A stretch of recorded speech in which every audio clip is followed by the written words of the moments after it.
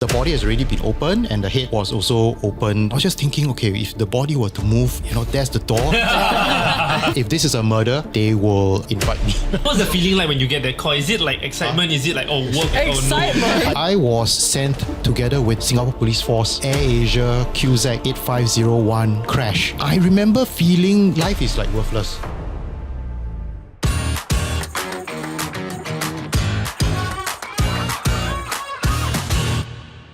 So we have a very special and exciting episode today. Jump on back to be on today's episode. He never does it. So our guest for today is one of only 10 forensic pathologists in Singapore. He's working with the Health Sciences Authority and his work includes conducting autopsies. I think he has done like thousands and thousands of those, right? Training young doctors, occasionally testifying in court and even identifying victims of mass disasters overseas. So please welcome Senior Consultant Forensic Pathologist Dr. Chin Thye. Wow. Okay, so as a quick disclaimer, obviously today we are going to be talking about quite a bit of death. So if that affects you, do check back in for our next episode instead. And then let's dive right into the first question. Which is, what exactly is a forensic pathologist? Yeah. So day to day, we do get certain types of cases that come through our door, and we would have to, help the police but in particular the state coroner in the investigations in determining the cause of death as well as what happened. Do you remember like the very first case that you worked on, like that you led? I was actually a fourth year medical student and I was doing an elective in forensic pathology. The supervisor on my first day brought me around to see different parts of the mortuary. So when we got to the autopsy room and autopsy has already started, the body has already been opened and the head was also opened and exposed. Throughout the time that he was talking, somehow he was very silent. And I was just thinking, okay, if the body were to move, there's the door, I'll, run straight for it. But it never happened. But that's why you remember. That's why I'm still working in this field. So I just hosted a group of students last week. So one of the questions I asked them is, what do people think a mortuary is like? And then they think it's like, in some deep, dark dungeon somewhere in the basement. According to TV, yes. Yeah. But it's not The lighting always too blue. Yeah, because when you went into the post-mortem area, they were like, wow, it's like very, very bright. It's like a operating theatre. Right. Because you need to see everything. Fair you need to be able to examine and detect, injuries, abnormalities. So it's very, very bright. The second thing that maybe folk have some misconception is that it's very, very bloody, right? There's blood everywhere, on the walls, on the ceiling, on the floor, right? But actually, it's not either, right? It's very, very clean. If you imagine once a person has passed away, the heart stops, so you don't bleed anymore. You drain all the blood, is it? We don't drain the blood, but it doesn't come out of it's just whatever blood may be in some of the blood vessels, but it certainly doesn't bleed anymore. Yeah. So during the autopsy, it's not like the body is actively. Because I feel like I've heard of cases where like the person passed, but there are still certain instinctual movements, right? I mean, there are very many reasons why a body may still move. I guess one of the reasons could be if it was in Rigormortis, for example, so it's stiff. Then once the Rigormortis breaks, and it will at some point, then perhaps the body might move, right? Because the arm might drop, for example. There are many other reasons. So, for example, if a body were to start to decompose, then it may bloat as well. Then there may be appearance of movement. So that's another reason. So it's possible to so-called see something moving, but it wouldn't be a purposeful movement. But there are some parts of the body that will still continue to grow after, like hair. Is it hair or nails? There may be some cells that continue to function a short while after death. But certainly to be able to grow, it probably is not real. Okay. So most of the bodies that come in, what is the condition like? Because Singapore is not a very big country, right? So it does not take a long time for a body to arrive. So it's they are not decomposing or barely decomposed either. Okay. Yeah. Okay. What is rigor mortis? Wait, y'all know, man. Just now he said nobody asked. Yeah. The stiffness of the body. Yeah. No, but why? But there's so many levels of Why? Wait, how come she knows so much? She reads and watches a lot of murder mysteries for some reason. So rigor is stiffness, mortis is death. So it's stiffness that happens after death. Like how long after death? How What's the long scientific after that? explanation? It does vary because of many factors. factors. And one of them is, of course, temperature and the kind of activity that the person might have been in before he passed away. The reason why the muscles stiffen is because of certain chemical reactions that happen within the muscles after a person passes away. So it stiffens in that position. Yeah. If you think about fish, for example, so people say you go and press fish, right, to see whether it is fresh or not and whether it bounces back. Oh. All right. You're testing for Rigormortis lah. Well, you're not. I think you are. You have to speak to a fishmonger about this. I'm doing post-mortems. But sometimes a fish that doesn't give way may not be that good because that means it's rigor mortis. So actually that means it's not as fresh as the one that... Who would have thought we will get free advice? Right? Now we'll see all people going to market press. And then at the same time, if it gives way, it may not be a good thing as well because it means that it has passed the rigor mortis and now it is maybe even decomposing. So buy you never pork. know. So what's the advice? So like I said, I still trust the fishmonger. Don't trust the foreign Trust the expert. Elson, why are your hands so free? I told my boss to use EDP or EDP Plus, also known as Electronic Deferred Payments and Electronic Deferred Payments Plus, two new e-payment solutions that can be used to make deferred payments in place of checks. All our restaurant supplier payments have been scheduled. No chasing signatures, no lost checks, no tears. My boss feels that checks are reliable. EDP and EDP Plus are reliable too. EDP and EDP Plus complement existing e-payment methods like PayNow, Fast, Gyro and Max Plus and can be used to make or receive payments. Everything's online and simplified. There's clear visibility of who, when and why a payment was made. Both payer and payee even receive real-time updates on status changes and it's all done within a few taps of your screen. No more traveling all the way to the bank. Right, but... From 1st Jan 2026, banks will stop issuing new SGD corporate checkbooks. And from 1st Jan 2027, they'll stop processing SGD corporate checks completely. I'll do something. Smart payments made simpler. Go digital. Get smarter, better, faster. EDP and EDP Plus are readily available via the digital banking platforms of 7 banks. No sign-up needed. Visit abs.org.sg/epayments or speak to your bank representative to learn more about e-payments. Back to the episode. You ever kena a body already, right? Then just before you're going to cut, then the body wake up. No. so the movement thing and then the wake up thing, no, it's not happened before. So by the time it comes to us, someone has already ensured and declared and ensured that this person has passed away. So, sorry, just to go back to your day-to-day, right? So you are in an office and you are getting like documents sent to you. It's not that you like a body shows up every 2 hours. Yeah, so in Singapore, what we do in the morning is we would then register these bodies that have come in either overnight or since yesterday. And then we would perform the post-mortem CT scan. What we get from the police is actually a report that would be preliminary investigations. That's one sort of basket of information, if you will. The second sort of basket of information we get from the medical records. So now it's electronic, so we can actually look up the National Electronic Health Records to get that. Third one is all the bodies that come to us, we actually perform post-mortem CT scan. So that's like a detailed X-ray. So once we put the information from all these three sort of baskets together, then we can make a recommendation to the coroner. You mentioned that like, so you're referencing things that thankfully now is electronic. What was it like when it wasn't electronic, especially things like, like dental records and whatnot? So in the past, first of all, is stacks and stacks of notes. So we have to physically go through them. Of course, actually, even electronically, we still have to scroll through them. But you can control F lah. It's... oh yeah. But one thing that's good is is that we don't have to try and decipher doctors' writing anymore.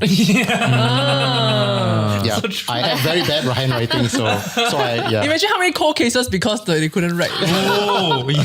No, just an assumption. Just an assumption. We'll try and figure it out. Then we will look at police report and the records that we talked about, and then putting all that, then we would process the case accordingly. And what are the most common, like, I guess, cases or scenarios in which the bodies need to go to, like to you? Usually cases in which the cause of death is not known. So that is literally one category of death in the second schedule of the Coroner's Act. If there is no apparent cause of death, the case needs to be referred or reported to the coroner.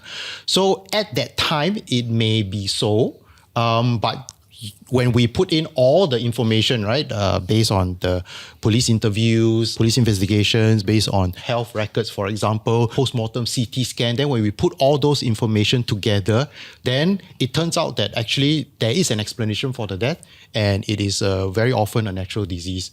So right now, we actually don't do autopsies on all cases or even the majority of the cases. We do autopsies on about 30%, about a quarter to 30% of the cases. Right. So most of them turn out to be natural. You don't ever go down to the crime scene, is it? I do. Oh, you do? Yeah. Not all the time, but sometimes we do. So for example, if this is a murder, then I would get a call from CID, the SIS Special Investigations section of CID, and they will invite me, ask me to go down to the scene, right? What was the feeling like when you get that call? Is it like excitement? Is it like work, or is it like dread? Like excitement. No, because like sometimes it's like if every case is like a puzzle that needs to be solved, you're excited to solve the new puzzle. Okay, I get what you mean. Okay, so I guess it depends on what time of day as well. So we can get, so if I'm on call, this can be, after midnight, or, this can be at, 5 o'clock in the afternoon, and, we are preparing to go out for dinner or something like that. Maybe sian is sometimes one of the reactions. Yeah. No, not really. Actually, the first thing is I don't get calls every day. Right? So which means there must be a reason why they call, right? Is it really suspicious and so on. So they may already, because they've already done some preliminary investigations before they call us.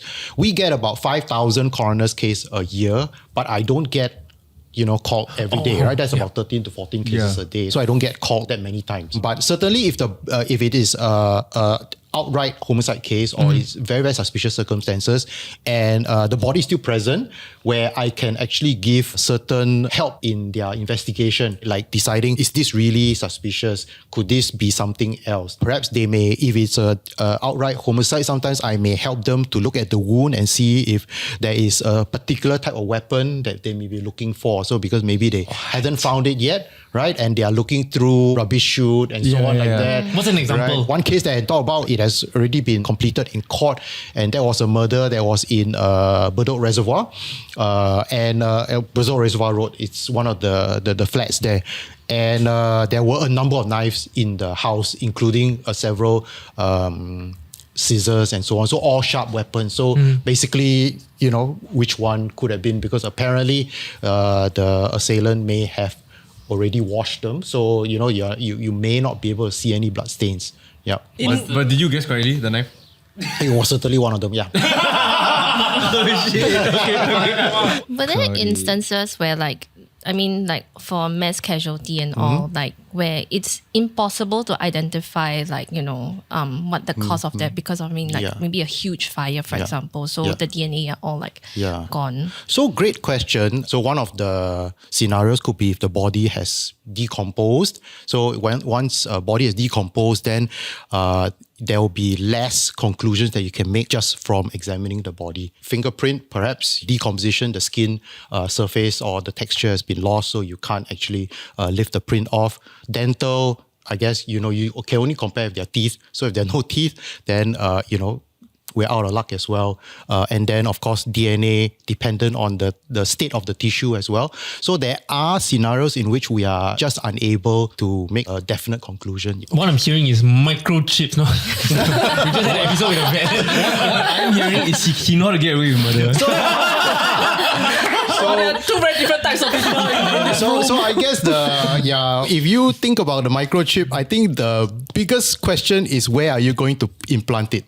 Our thing is because it can be lost. Okay. During the process, because when we look at cases, sometimes you might not have the important part that is actually going to give you the answers. Right. I think the audience wants to know how you're addressing because you mentioned that there may be instances where they think it's one thing, but then after you look through and you do your own diagnosis, it's actually something else. Do you have a memorable case of that? Wow, I've got lots. But Show us one. I'll show you one. Okay, I'll share one. So this one, actually, I presented this as a poster in Japan before. Basically, he's somebody who had planned to burn some charcoal in the and to commit suicide. Okay. I mean that's how it seemed. He was good enough to put a notice on the door to warn the investigators or whoever was responding not to enter. Beware carbon monoxide. That's what. That's quite kind. Yeah. So So what he did was it was here. When you inhale carbon monoxide, we can test the blood in order to see whether or not the levels are very high or because it is after all a poisoning.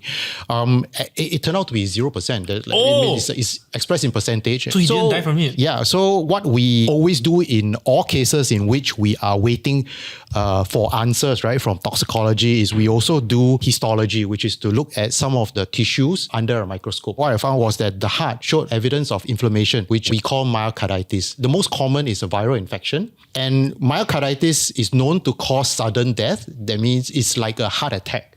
And so what I think happened was that he was preparing to do all this. As a matter of fact, when the investigators went, the charcoal in that sort of little aluminum tray that he had placed in was already completely burnt out. However, he had not inhaled any of, there was no evidence that he had inhaled any of the carbon, the smoke. He died before that from this virus. Before the carbon monoxide. I mean, that's what the evidence tells us. So the cause of death was determined as being due to myocarditis. So interestingly, he didn't commit suicide. So it was a very dramatic twist. Yeah. Very, very unexpected. Are you able to share maybe the most like heartbreaking or emotionally?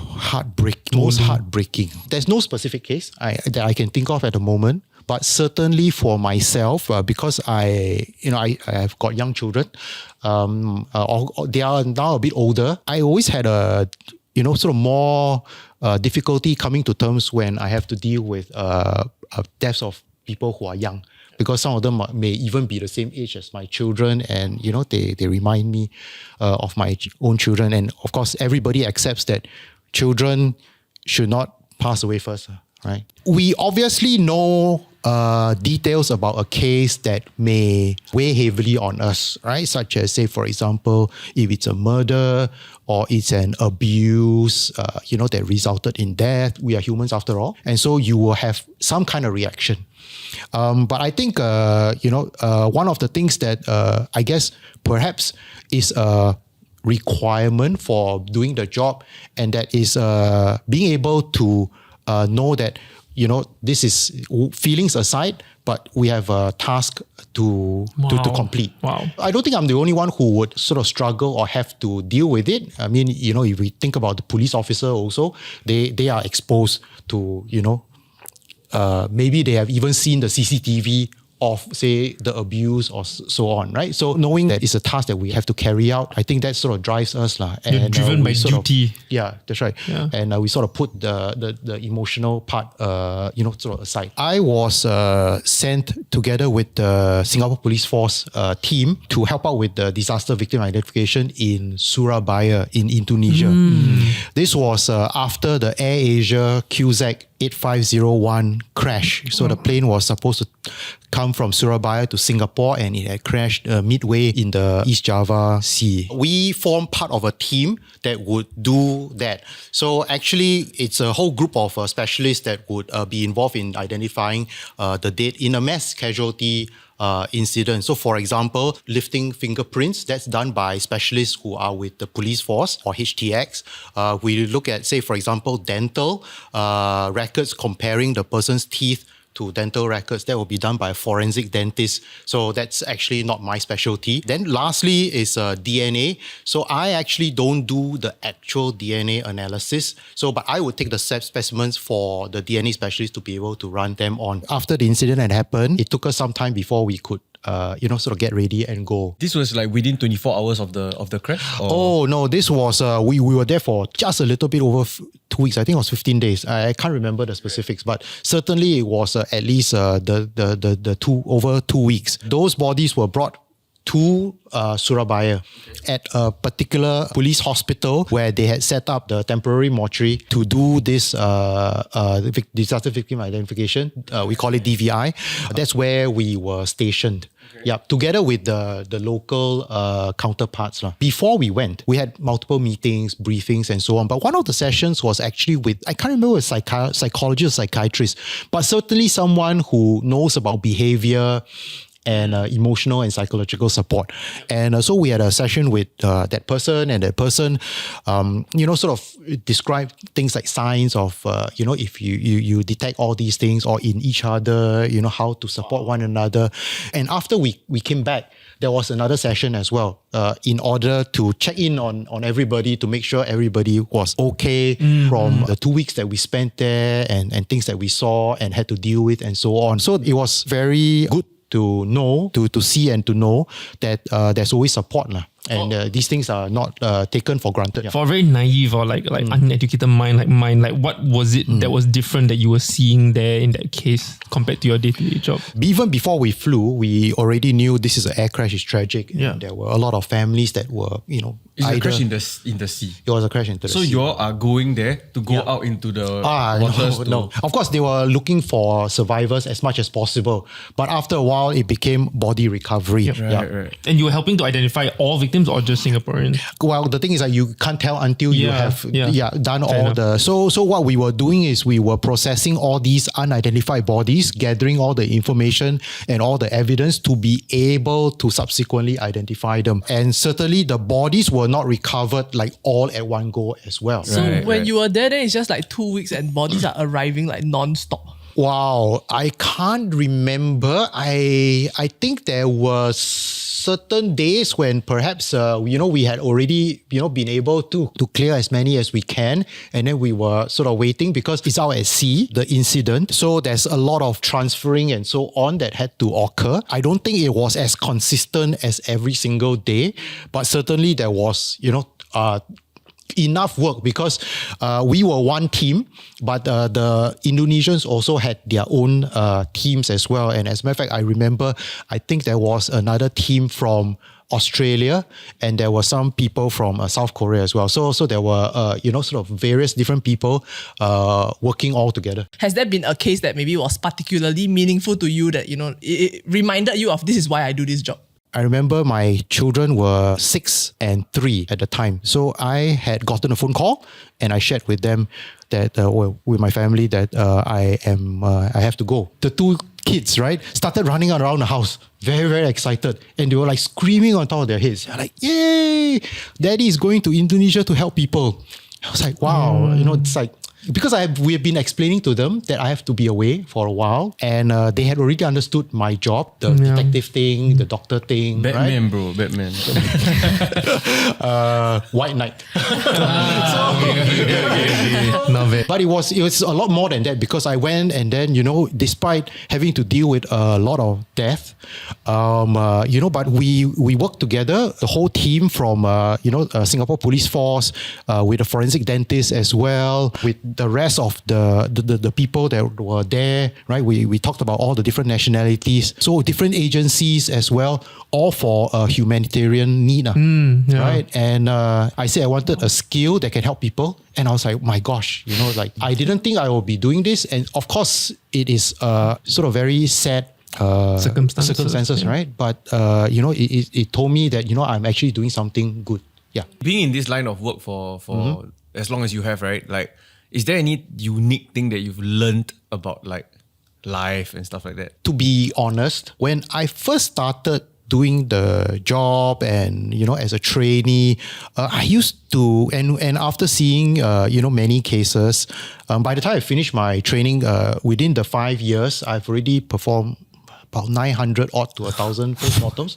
So I remember feeling very early on that like life is like worthless. Okay, I felt like because I can see that life is fleeting. It's like, in a moment you're fine and the next moment you're not. But however, actually the point of the whole thing and my perspective changed as, I grew my family, I had children and all that. Because of that, you should actually cherish every moment that you have, with more greater value. You have to treasure the moments that you have for yourself or you share with your loved ones, for example, or even with the things that you do, that you have, right? To have that sort of contentment that, actually all this can be lost. So what you have is a good thing. Yeah. Wow, that's a good shift. Like life is fleeting, but instead of life is valueless or meaningless, actually let's live life to the fullest. Yeah, and it was kind of like it's the same thing, right? Nothing has changed, but the way I view it had changed. Perspective, bro. Yeah. When shows like CSI came out, is it a fair representation of the job? A lot of the technologies that they use may be present. It may not be proven. So is it true that I take out the lung, the smoker, and then it's like black color? Okay, that one is not true. So taxi drivers refuse to drop off people who are coming to the mortuary. Like pantang lah. So we've come to the end of the episode. Thank you, Dr. Lee, of course, for joining us today and answering all of our random questions and really breaking things down for us. So I think personally, my takeaway is that there is a very strong sense of duty and commitment to your role. To even the justice system of Singapore, as well as helping families find closure, right? So leave your comments down below if you have any questions. See you in the next one. Bye-bye.